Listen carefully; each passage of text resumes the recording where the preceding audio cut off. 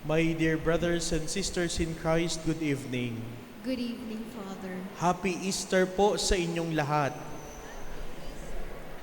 Kapag tinignan po natin ang ating ebanghelyo ngayon, ang pakiramdam po na makikita natin sa ating ebanghelyo ay walang iba kundi ang pakiramdam ng takot.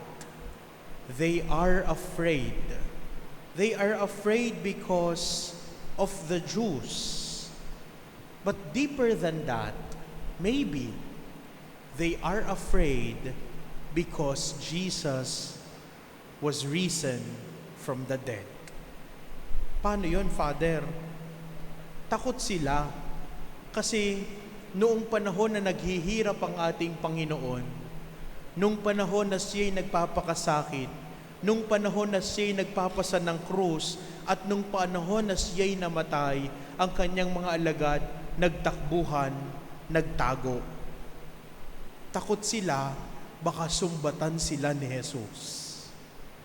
Takot sila sa pwedeng mangyari. Takot sila kung ano ang kinabukasan. Takot sila baka tapos na ang kanilang ugnayan sa ating Panginoon. At kung tutuusin, mga minamahal na mga kapatid, pamilyar sa atin ang silid ng pagkatakot ng mga alagad. Some of us are living inside locked rooms sa mga silid na nakapinid dahil sa takot. Some of us are living inside locked rooms, a locked heart, a wounded memory, a silent grief, or a tired faith.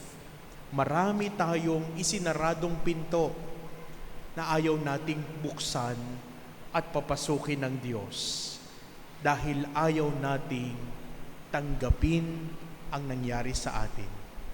But Jesus came and stood in their midst. Jesus was not from the outside. He was not knocking. He was waiting. He came inside. Pumasok si Jesus sa gitna ng kanilang mga takot.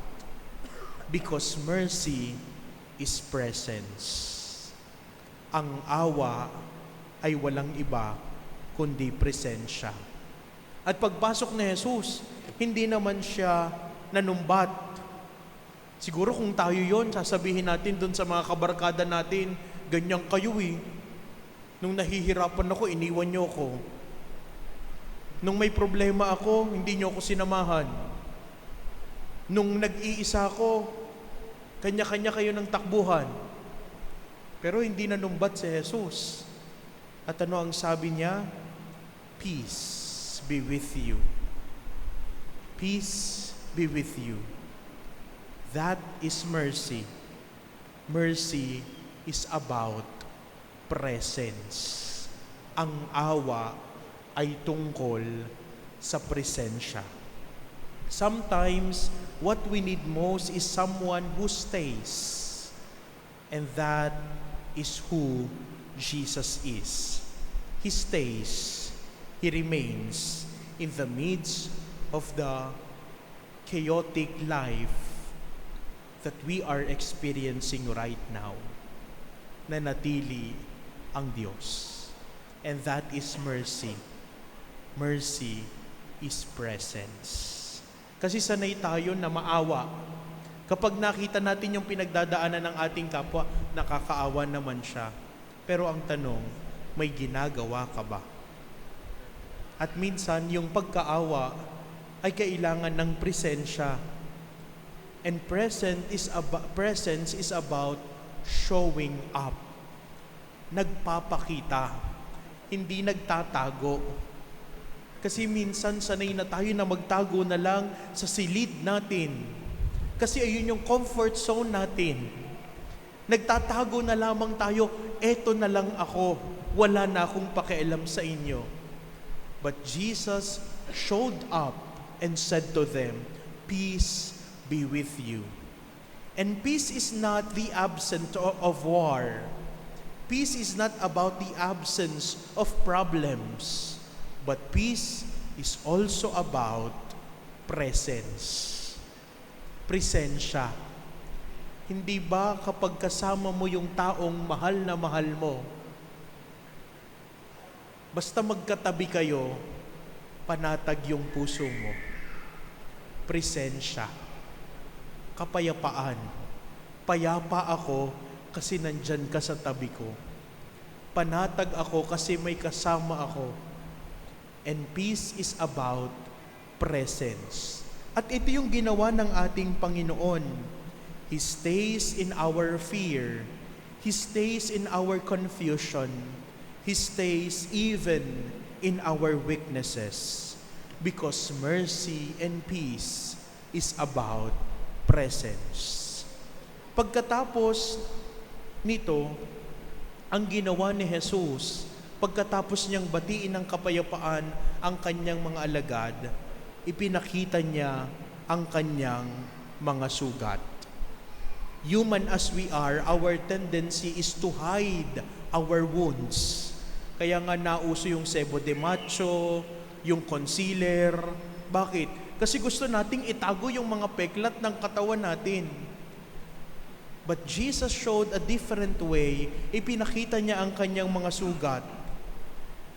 Because mercy heals wounds. Ang awa ay nakapaghihilom ng mga sugat. Because of the resurrection of Jesus, the wounds are no longer signs of defeat. They are signs of love that did not give up. The wounds are still there, but now they shine because of the resurrection.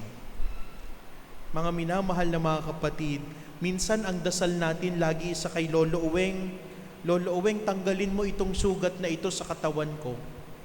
Tanggalin mo yung mga pinagdadaanan ko. Tanggalin mo yung kabigatan na ito. Tanggalin mo tong sugat na ito. Kasi ang sakit-sakit na, Lord. Pero minsan ang sagot niya, papasukin mo ako sa sugat na yan at gagaling ka. And when Jesus entered our wounds, they become places of healing, places of compassion, and places of mission. Mga minamahal na mga kapatid, hindi tinanggal ni Jesus ang mga sugat. Pero sa mga sugat, diyan siya pumasok at dahil sa kanyang awa, nag-umpisa ang paghilom. Kaya anong gagawin natin? Sabi ng kanta, buksan mo, papasukin ako. Buksan natin yung mga sugat natin kay Jesus. Let us unpack our baggages before the Lord. Kasi ang Diyos, nung siya'y muling nabuhay, ipinakita niya ang kanyang mga sugat because mercy heals wounds. Pagkatapos nito, dumating si Tomas. At bilang barkada siguro, inasar nila si Tomas. At anong sabi nila? Dumating dito si Jesus. Wala ka, gala ka kasi ng gala. Siguro ganun yung usapan nila nung gabing yun. Kilala natin si Tomas bilang doubter. At anong sabi ni Thomas? Unless I see, unless I touch, I will not believe. But notice something important what Thomas did. Thomas doubted, but Thomas stayed. Nanatili siya. He did not leave the community. Kasi minsan tayo, kapag nagkakaroon na tayo ng pagdududa sa ating pananampalataya, ang gagawin natin, hahanap tayo ng ibang community na makapupuno ng pagkauhaw natin sa ating pananampalataya. Kaya minsan natatawa ko dun sa mga tao na nagkakaroon ng confusion sa kanilang pananampalatayang Katoliko at magtatanong sa ibang sekta. Siyempre, paano ka magkakaroon ng kalinawan kung sa ibang tao ka magtatanong?